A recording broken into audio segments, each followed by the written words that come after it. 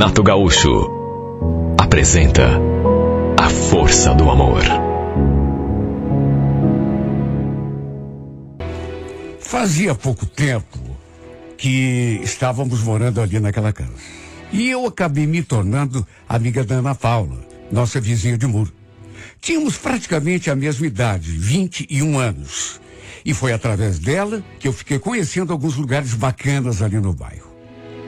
Um dia ela veio me falar: Fernanda, eu tive ontem na casa da minha tia, final de semana, e falei de você pro meu primo. Ele tá querendo te conhecer, viu? Diz que vai dar um jeito de vir aqui em casa, sábado que vem. Ela até me mostrou uma foto desse primo, e olha, até que era um cara bonito.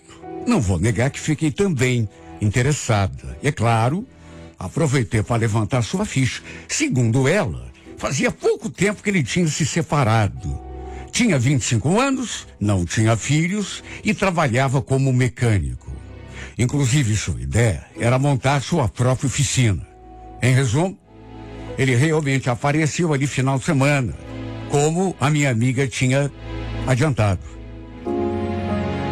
A Ana Paula logo foi me chamar, né? E a gente ficou ali, na frente da casa dela e conversando. Ele deixou o som do carro ligado, comprou umas bebidas. Olha, dava para sentir que aquela energia gostosa ali estava pairando sobre nós dois. A atração era mais do que evidente e de parte a parte. Pessoalmente, ele era mais bonito ainda do que na foto. Sabe aquele sorrisão assim de menino levado? Acho que foi isso que mexeu mais comigo. Aquela malícia assim, mas não era uma malícia assim ruim. Aquela malícia inocente, de menino mesmo. Depois a gente saiu para dar uma volta. Nós três, eu, ele e a Ana Paula. Ela não queria ir, preferia que fôssemos sozinhos, mas eu insisti. Até porque era a primeira vez que eu conversava com ele, né? E no fim ela acabou concordando. Acabamos indo ao parque, numa lanchonete. E mesmo com a minha amiga ali do lado, a gente acabou ficando junto, eu e ele. Olha, a gente trocou tanto beijo. Depois, quando deixamos a Ana Paula na frente de casa, ele ainda queria me levar para um outro lugar. Mas aí eu brequei, né? Falei que ele fosse mais devagar. Passei meu número, ele ficou de ligar, e foi desse modo que a gente se aproximou. Ele me confirmou tudo aquilo que a Ana Paula tinha contado. Fazia pouco tempo que tinha se separado, só que, para minha surpresa, era muito mais recente do que eu imaginava. Tínhamos nos conhecido no sábado, por exemplo. E, para o meu espanto, fazia só 10 dias que ele tinha se separado. Não era casado no papel, segundo ele me contou. Só moravam juntos, numa casa que ele tinha construído, no terreno dos pais. Olha, eu não vou mentir.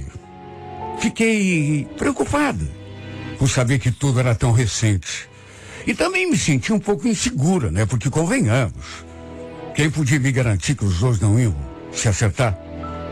Meu medo era de me envolver com ele, me apegar demais, quem sabe até me apaixonar, e no fim, ele me descartar para voltar com a outra. Eu, inclusive, conversei com a Ana Paula sobre isso, para constatar se ela sabia de alguma coisa, em que pé que estava a história dos dois, mas ela não sabia de quase nada, apenas sabia que não estavam mais juntos. Naturalmente que também conversei com ele, com o Miguel, né? E ele falou que não havia a menor possibilidade de volta. Só que sei lá. Não sei se dava para confiar assim cegamente no que ele dizia. Até porque nesse tipo de situação, a pessoa às vezes fala pela emoção, mas lá no fundo, se acontecer uma tentativa, assim, acaba voltando, né? De todo modo, mesmo meio ressabiada, continuamos nos vendo, até que no quarto encontro, fomos ao motel pela primeira vez. A verdade é que, com o tempo passando, aquele medo que eu tinha no começo foi abrandando e eu fui me deixando levar. Um dia, no entanto, a gente conversou sobre relacionamento sério eu quis saber, né? O que havia de fato entre nós dois. Se a gente estava namorando, se estava só ficando. E confesso que a resposta dele me deixou tão frustrada. Melhor a gente deixar as coisas como estão, viu, Fernanda? Sabe como é, né? Faz pouco que eu me separei. Não quero me prender seriamente a ninguém, pelo menos por enquanto. Pelo jeito, foi o que eu entendi pela resposta. O que ele queria era curtir a solteirice, sem ninguém pegando no pé. Pelo que eu soube, a garota com quem ele estava morando era bem pegajosa nesse sentido. Olha, fiquei frustrado, confesso, por ele não querer assumir nada sério comigo. Mas pelo menos ele tinha sido sincero. De qualquer modo, a gente continuou se vendo, mas não com a frequência que eu gostaria. E eu digo isso porque tinha vezes que a gente passava 10 até 15 dias sem se ver. Eu sentia sua falta, sabe? E é claro, também sofria. Só de pensar que quando não estava comigo, ele bem que poderia estar com outra. Quem sabe até com a ex. Ah, mas ele tinha dito que não tinha volta. Mas uma coisa é o que a pessoa fala. E muitas vezes, o que a pessoa fala não é o que acontece na real. Por isso que eu me senti inseguro. Olha, a grande verdade é que somente depois de 6 meses é que a gente começou a namorar assim de um modo mais oficial. E tudo porque eu comecei a cobrar. Lembro que um dia eu falei, Miguel, você me desculpa, tá? Mas pra mim não tá bom assim. Eu ando me sentindo muito seguro em relação a nós dois. Até hoje eu não sei direito o que a gente é um do outro. Ele ficou me olhando em silêncio. E como ele não falou nada, eu insisti. Não tô acostumada a só ficar. Sabe, não sei lidar com esse tipo de situação. Então, se você não quiser nada sério comigo, fala logo de uma vez, porque... Nossa, Fernanda, você tá me botando contra a parede, né? Pois é, mas é assim que eu me sinto. É assim que tem que ser. Ou você decide o que quer de verdade comigo, muito é melhor a gente se afastar. Não dá pra ficar desse chove e não molhe. Sabe, falei na lata. Até porque já estava cheia daquilo. Eu ainda falei que se fosse pra gente namorar de verdade, eu queria que ele colocasse um anel de compromisso no meu dedo. Talvez eu tenha encurralado. Mas será que eu estava errada? Puxa vida, 6 meses juntos. E a gente não sabia se era namorado, se era ficante, se era rolo. Ele ficou me olhando em silêncio, até que perguntou: você vai pelo menos me deixar sair com os meus amigos de vez em quando?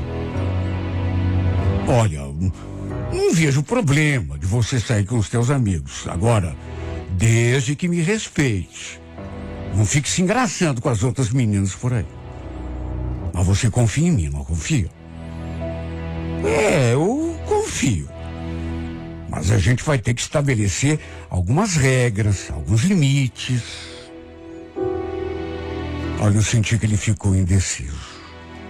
Mas no fim, até porque eu tinha colocado ele contra a parede, né? Acabamos botando os pingos nos is. E a partir daquele instante, nos tornamos namorados de um modo oficial. Claro que eu fiquei feliz. Embora tenha ficado bastante insegura. Não senti muita firmeza, né? Na vontade dele de levar um relacionamento sério. No dia do meu aniversário, ele me levou para jantar fora. Ele quis saber o que eu queria ganhar de presente. E eu falei que queria um jantar. Jantar bem romântico, num restaurante assim bem bonito. Fomos levando o nosso namoro e tocando a vida. Mas volta e meia, ele me deixava sozinha para sair com os amigos. Eu ficava zangada, mas procurava entender. Sempre que isso acontecia, eu ficava ali conversando com a Ana Paula. Volta e meia, ele me levava para dormir com ele, na sua casa, no puxado que ele tinha construído no terreno dos pais. Aliás, eu me dava muito bem com ele. Para minha sorte, todo mundo gostou de mim.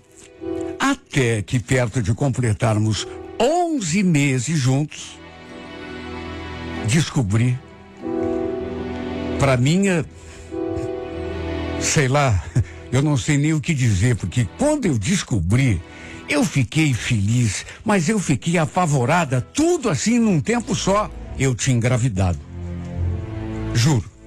Fiquei feliz, com vontade de pular de alegria e ao mesmo tempo com vontade de bater a cabeça na parede, de tanto desespero que me deu. E fiquei ainda mais aflita, porque depois eu senti que ele não recebeu muito bem a notícia. Ele reagiu super mal quando eu contei. Não que ele tenha dito alguma coisa assim terrível, mas a gente nota pela expressão da pessoa. Era algo que eu também não estava esperando. Contei para minha família, contei para a família dele também. Num primeiro momento, todo mundo reagiu meio esquisito, mas aos poucos todo mundo foi se acostumando com a situação. Até porque não tinha outro remédio, né? Já estava feito. Não tinha como voltar atrás. No fim, tivemos uma conversa bem séria, eu e o Miguel, e ele me fez aquela proposta. Escuta, tá pensando aqui, se você se mudasse de vez lá para casa, eu sei que é pequeno, apertado, mas pelo menos a gente vai ficar junto, né? O que você me diz? Olha, eu fiquei tão feliz. Porque desde que descobri a gravidez, eu só pensava nisso. Na possibilidade da gente morar junto. Quem sabe até se casar, mesmo que fosse só no cartório. A verdade é que a minha vida mudou assim, mas de uma maneira radical. Também pudera, né? Eu agora estava grávida. Mas, quer saber? Apesar daquele desespero lá do começo, aquela aflição toda, eu estava feliz demais. Olha, eu estava tão feliz. E pelo menos nos primeiros tempos, tudo se deu assim, de um modo assim, bem tranquilo. Só que quanto mais a minha barriga crescia, mais o Miguel me deixava sozinho ali em casa para sair com os amigos. Às vezes chegava de madrugada. Eu nem via ele chegando. E a gente começou a se desentender por causa disso. Eu cobrava. Por que você não me leva junto quando você sai? Hein? Prefere me deixar sozinha, né?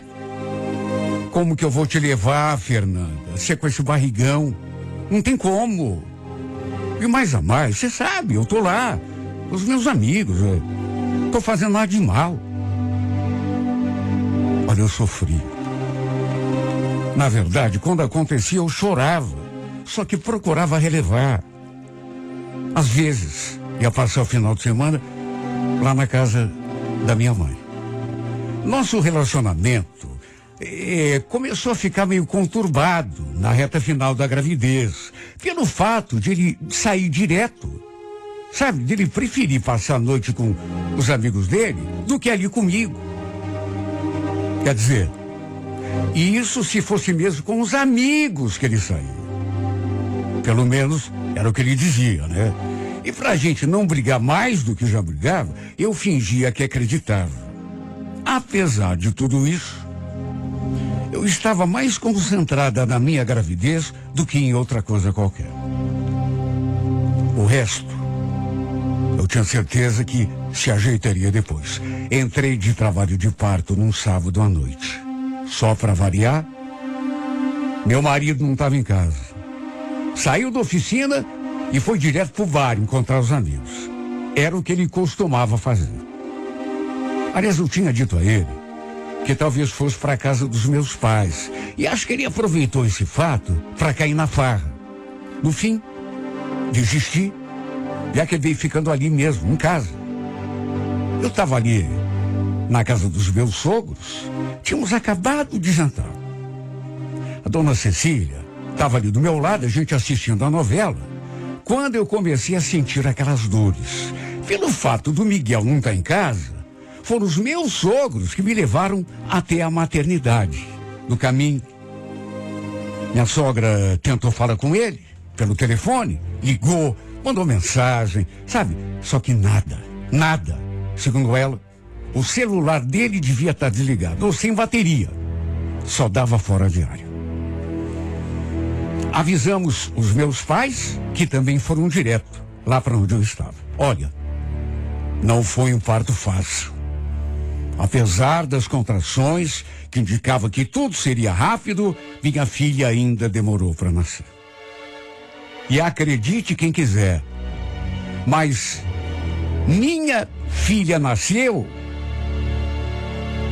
e a minha sogra ainda não tinha conseguido entrar em contato com o Miguel. Repito, ele devia ter pensado que eu tinha ido para a casa da minha mãe e simplesmente caiu na noitada. Aproveitou, né? Como era seu costume fazer. Dei à luz a nossa filha, sem saber por onde o pai estava. Meus sogros ficaram ali o tempo todo. Meus pais também. Só que aquele que eu mais queria que estivesse ali do meu lado, naquele momento tão especial,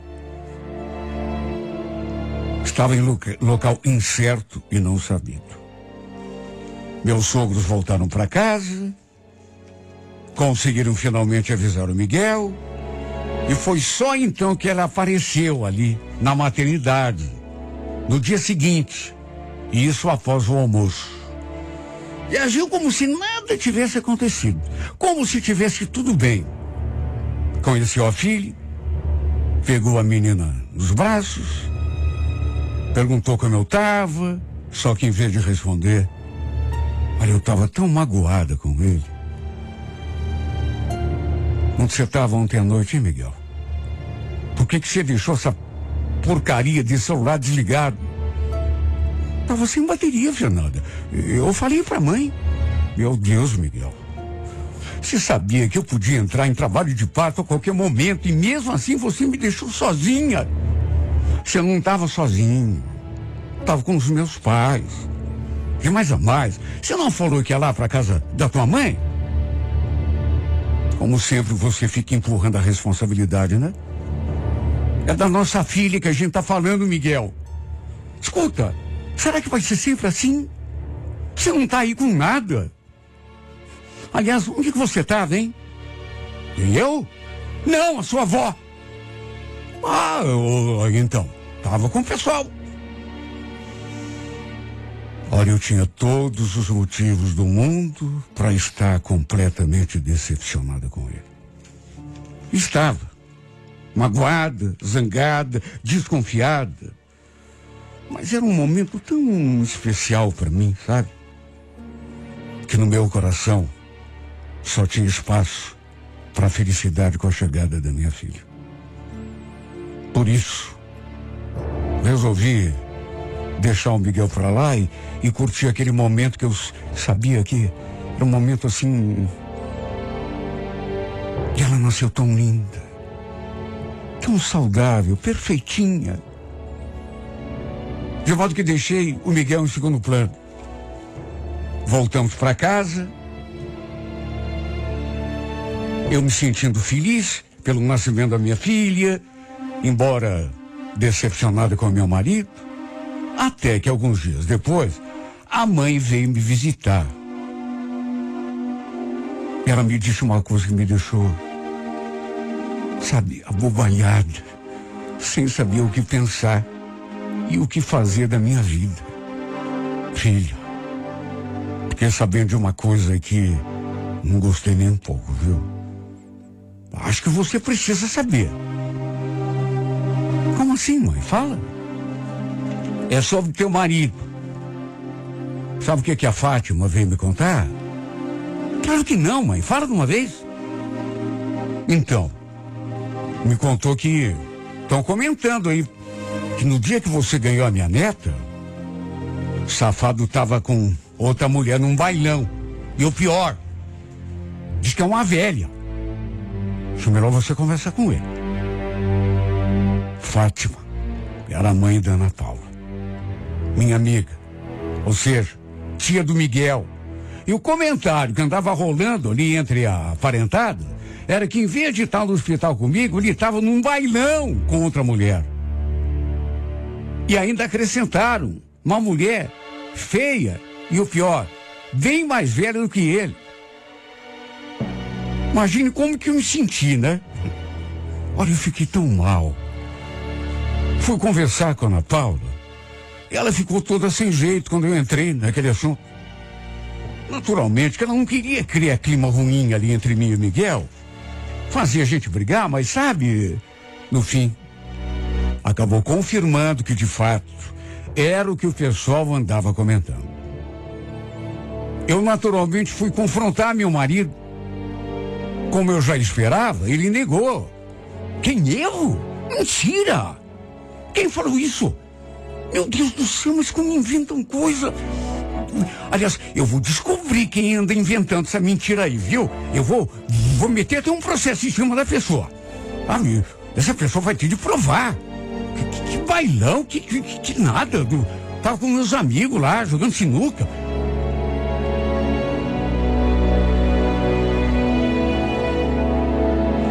Como eu não tinha prova, adivinha? Ele me jurou que era tudo mentira. E no fim eu acabei lhe dando mais um voto de confiança. Agora a gente sabe, né, que não surge um comentário desses assim, de repente. Se não tiver alguma coisa ali no meio, se não tiver algo para alimentar aquele fogo. E a grande verdade é que não precisou muito para a verdade vir à tona.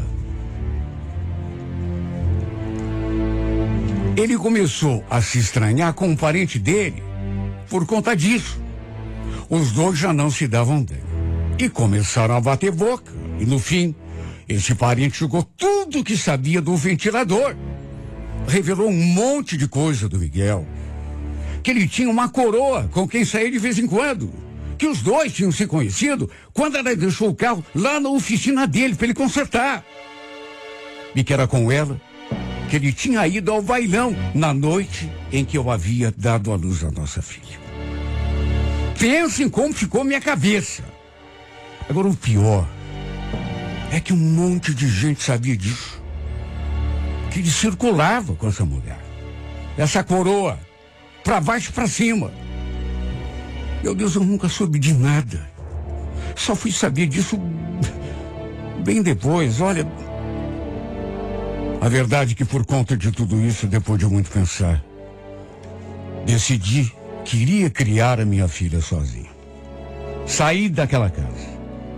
Voltei para a casa da minha mãe, de onde, aliás, talvez nunca devesse ter saído. Foi o fim para nós dois. Mesmo porque ele não fez nenhum esforço para eu continuar a seu lado. Pelo contrário, conversamos, ele ficou de pagar a pensão, vez ou outra aparece para ver a filha, os pais dele também sempre vêm ver a menina. Só que entre nós dois nunca mais aconteceu nada. Na verdade, depois que toda aquela sujeira veio à tona, ele não faz nem questão de se explicar, ou de pedir desculpa, pedir mais uma chance, nem isso. Eu acho que no fundo, ele queria mesmo era se livrar de mim. E o detalhe é que agora ele anda circulando com a tal da coroa ao vivo. Mas sabe assim, quando a pessoa não tem medo de ser descoberta? Não, ao vivo na rua. Sem esconder nada de ninguém. Perdeu completamente a vergonha. Se bem que ele já fazia isso, né? Só a boba aqui que não sabia. Ficava preso em casa, sem desconfiar, dando voto de confiança uma vez atrás da outra. Tá sendo difícil para mim porque eu continuo gostando dele. Ainda bem que eu tenho a minha filha, viu? Para me ajudar a passar por essa tempestade. Foi a única coisa boa que restou desse relacionamento. Que, aliás, já nasceu fadado ao fracasso. Desde o começo, ele nunca quis ter nada sério comigo. Eu é que fiquei insistindo, botando pilha. E mesmo depois que eu engravidei, que a gente foi morar junto lá, naquele puxado, Ele vivia me deixando sozinha para sair com os amigos. Eu nunca fui prioridade na vida desse homem. E agora eu sei que com os amigos ele não saía mesmo. Não era com os amigos. Era com a coroa. Quer dizer, com ele e outros, talvez até, né? Vai saber. Olha que pena, viu? Porque quem está perdendo é ele. Ele perde muito, porque, meu Deus, essa criança que eu tenho aqui nos meus braços, será que não tem sentimento de pai? Você que está perdendo, dá uma vontade de ir na cara dele e dizer, viu, Miguel, você que está perdendo. Quando decidiu virar as costas para uma família linda que você tinha, tenho certeza que um dia você vai se arrepender. Só não sei se vai ser a tempo, viu?